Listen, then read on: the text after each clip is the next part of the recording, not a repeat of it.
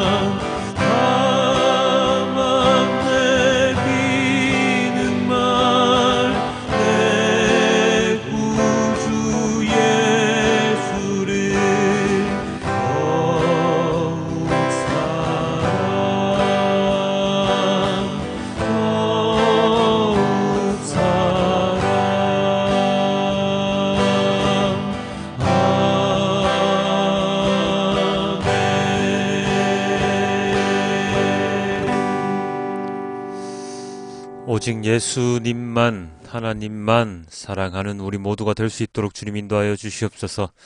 세상의 것들을 우리는 지금 어쩌면 더 사랑하고 있는지도 모릅니다. 주님, 이런 저희의 시선을 오직 주님께로만 돌려서 이 세상 가운데 살아가는 온전한 그리스도인으로서 해야 하는 일, 임무, 사명, 소명에 더욱더 집중하는 그리스도인이 되도록 주님 인도하여 주시옵소서. 진정 오직 예수, 이 그리스도, 그리고 하나님만 사랑하는 자로 살아갈 수 있도록 주님 인도하여 주시옵소서. 이 모든 말씀 우리 주 예수 그리스도 이름으로 기도드렸습니다. 아멘. 오늘의 말씀은 마가복음 12장 28에서 34절과 그 병행 본문들입니다. 율법학자들 가운데 한 사람이 다가와서 그들이 변론하는 것을 들었다. 그는 예수가 그들에게 대답을 잘 하시는 것을 보고서 예수께 물었다. 모든 계명 가운데서 가장 으뜸이 되는 것은 어느 것입니까? 예수께서 대답하셨다. 첫째는 이것이다. 이스라엘아 들어라. 우리 하나님이신 주님은 오직 한 분이신 주님이시다. 내 마음을 다하고 내 목숨을 다하고 내 뜻을 다하고 내 힘을 다하여 너의 하나님이신 주님을 사랑하여라. 둘째는 이것이다. 내 이웃을 내 몸같이 사랑하여라.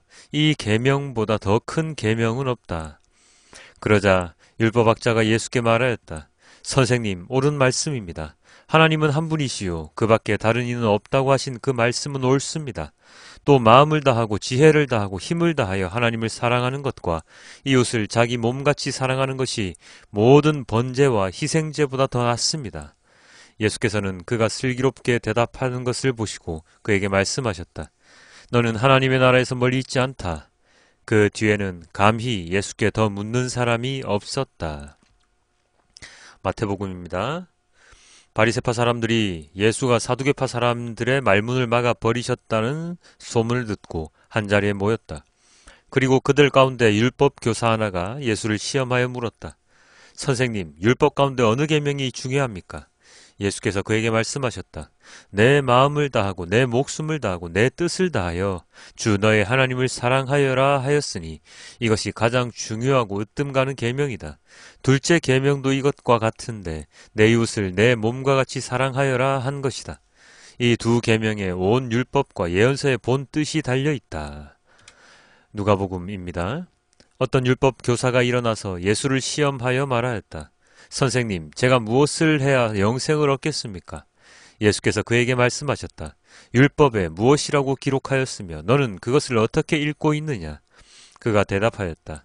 내 마음을 다하고 내 목숨을 다하고 내 힘을 다하고 내 뜻을 다하여 주 너의 하나님을 사랑하여라 하였고 또 내 이웃을 내 몸같이 사랑하여라 하였습니다.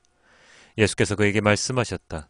내 대답이 옳다. 그대로 행하여라. 그리하면 살 것이다. 아멘. 오늘의 본문은 어제 사두개파 사람들이 예수님께 당한 것을 들은 바리새파 중에 율법학자, 율법교사 한 사람이 예수님께 질문한 것에 대한 답변의 이야기입니다. 우리가 잘 아는 예수님의 새로운 계명, 두 가지의 계명이 나오지요. 요약하면 무엇입니까? 하나님 사랑, 이웃 사랑. 첫 번째, 마음과 목숨과 뜻과 힘을 다하여 하나님을 사랑하여야 하는 것과 두 번째, 이웃을 내 몸과 같이 사랑하는 것. 이 두 가지 계명은 10계명을 축약해 놓은 것과도 같은데요. 첫 번째부터 네 번째 계명이 하나님의 사랑, 다섯 번째부터 열 번째 계명이 이웃 사랑과 맞아 떨어집니다.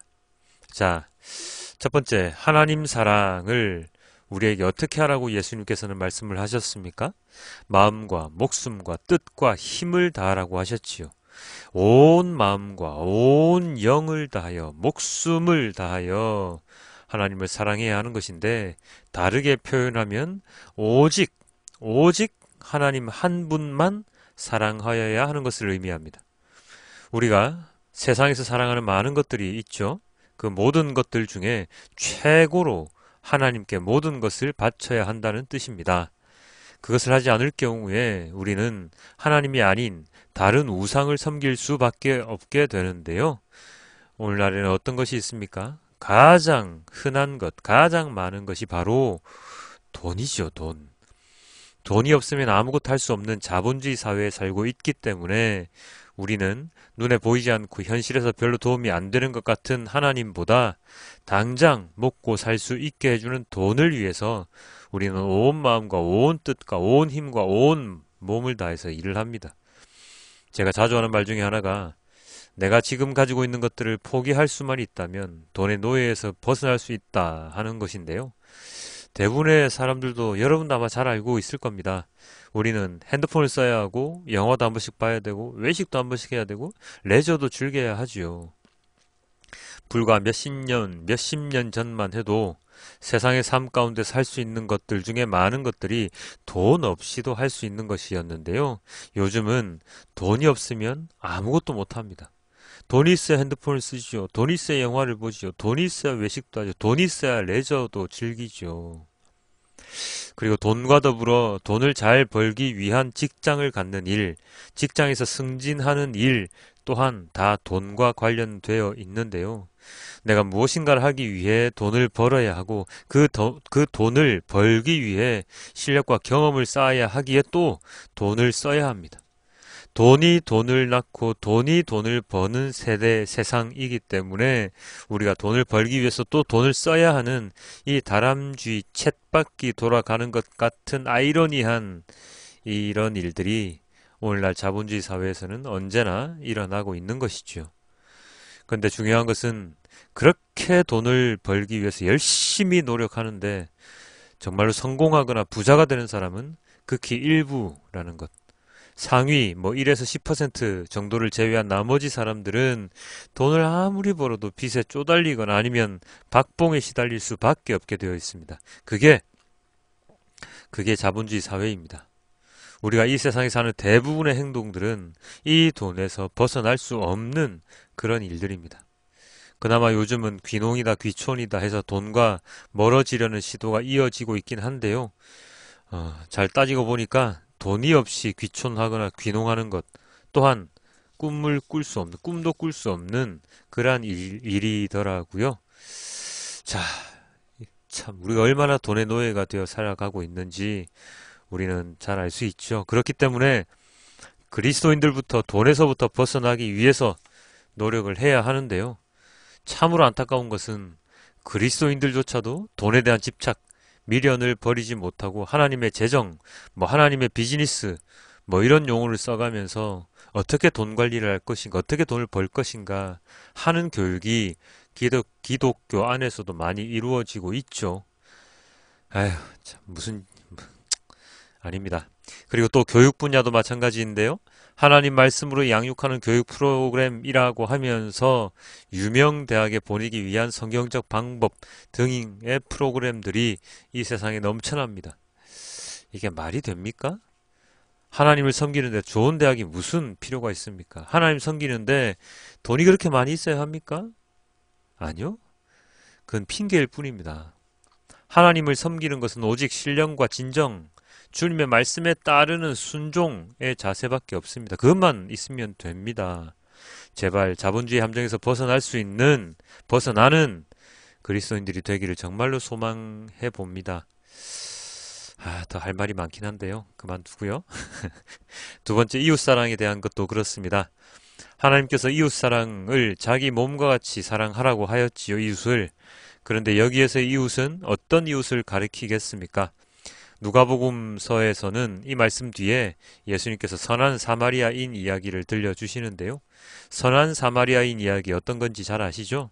강도를 만나서 길거리에 쓰러져 있는 사람을 제사장은 피해서 가고 레위인도 피해서 가지만 사마리아 사람은 그를 끝까지 챙겨주는 그런 이야기이지요. 자기 돈을 내어 놓으면서까지 그가 회복될 수 있도록 지켜줍니다. 유대인들은 사마리아인을 이방인으로 멸시하지만 정작 사람의 생명을 구한 하나님께서 원하시는 사람의 생명을 구한 사람은 하나님을 섬기는 제사장이나 레위인이 아닌 그들이 멸시했던 사마리아 사람이었던 것입니다. 그가 바로 이웃이라고 말씀하십니다. 그렇다면 여기서 이웃사랑은 무슨 뜻을 지니고 있겠습니까? 바로 우리 곁에 있는 사람들, 진짜 이웃들과 더불어서 우리의 관심 밖에 있는 사람, 소수자들 또한 이웃에 포함해야 한다는 말씀이지요. 예수님은 더군다나 약자들, 특히 고아, 과부, 나그네에 대한 보살핌에 대하여 많은 이야기를 하셨잖아요. 바로 그런 사람들까지도 나의 몸과 같이 사랑하라는 이야기를 오늘 해주고 계신데요. 그렇다면 이 세상의 모든 사람들을 사랑해야 한다는 뜻이 여기에 담겨 있다는 뜻이겠지요. 이 하나님의 사랑과 이웃 사랑을 제대로 실천한다면 우리는 진정한 그리스도인이 될 수 있을 것입니다. 하나님이 아닌 다른 것에 집중하고 그것을 위해서 시간과 몸을 투자하는 것이 아니라 오직 주님의 말씀에 순종하는 삶을 위해서 나의 모든 것을 투자하는 사람, 그렇게 살아갈 때 우리는 하나님 사랑과 이웃 사랑이라는 가장 중요한 계명을 지킬 수 있게 될 것입니다. 그것이 예수님께서 말씀하신 가장 중요한 계명들이 되는데요. 과연 우리는 이 말씀을 제대로 이해하고 실천할 수 있겠습니까? 참으로 어렵지요. 어렵기 때문에 성경에서 예수님의 말씀으로 기록해 놓지 않았을까요? 그렇게 하는 게 쉽다면 굳이 성경에 기록해 놓고 우리들에게 들려주실 이유가 없으시겠지요. 오늘날 세계가 기후변화, 생명경시, 인류의 욕심으로 인한 자연 파괴 등으로 인해서 세상이 더욱더 어지러워지고 있습니다. 어찌 생각하면 예수님의 재림의 때가 더 가까워진 것은 아닌가 하는 생각이 들 때도 있는데요. 이런 때 우리는 예수님께서 말씀하신 이 두 가지 계명을 마음에 새기고 살아가야 할 것입니다. 언제 우리에게 떨어질지 모르는 하나님의 심판을 준비하면서 우리의 하루하루를 진정한 그리스도인의 삶으로 살아가기 위해 노력하는 모습을 보여야 합니다. 사람의 생명, 그 끝은 아무도 모릅니다. 내일일지, 한 달 뒤일지, 10년 뒤일지, 그 생명의 끝이 언제인지는 우리는 아무도 모르지요. 그렇기 때문에 우리는 하루하루를 성실하게 열심히 살아가야 하는데, 그 열심히 사는 목표가 세상에서의 성공과 안락이 아니라 하나님의 말씀에 진정 순종했는가, 말씀을 얼마나 이해했는가, 말씀을 얼마나 실천했는가 하는 것이 목표가 되어야 할 것입니다. 오늘의 삶은 어떠십니까? 주일, 하나님을 만나는 시간, 주일에만 하나님 만나는 시간을 가지면 끝입니까? 아니죠. 언제나 하나님과 만나는 시간이 되기를 소망합니다. 예배당에서의 전체 예배가 쉽지 않게 된 요즘 시대에 우리의 골방에서, 우리의 처소에서, 우리의 삶의 자리에서 예배를 드리는 연습, 훈련을 통해서 진정 하나님과의 교제를 할 줄 아는 우리 모두가 되길 소망해 봅니다. 모든 계명 가운데 으뜸되는 계명, 우리가 잊지 말고 살아가야 하는, 잊지 않고 살아가는 그리스도인이 되기를 주님께 기도드립니다. 오늘의 말씀을 메시지 성경을 함께 보시고 말씀을 맺겠습니다. 종교학자 한 사람이 다가왔다. 그는 질문과 대답이 열띠게 오가는 것을 듣고 또 예수께서 예리하게 답하시는 것을 보고 이렇게 질문했다. 모든 계명 가운데서 가장 중요한 계명이 무엇입니까? 예수께서 말씀하셨다. 가장 중요한 계명은 이것이다. 이스라엘아, 들어라. 주 너의 하나님은 한 분이시니 내 열정과 간구와 지성과 힘을 다해 주 너의 하나님을 사랑하라. 둘째는 이것이다. 내 자신을 사랑하는 것 같이 다른 사람을 사랑하라. 이것에 견줄 만한 다른 계명은 없다. 종교학자가 말했다. 선생님, 훌륭한 답입니다. 하나님은 한 분이시고 다른 이가 없다는 말씀은 아주 명쾌하고 정확합니다.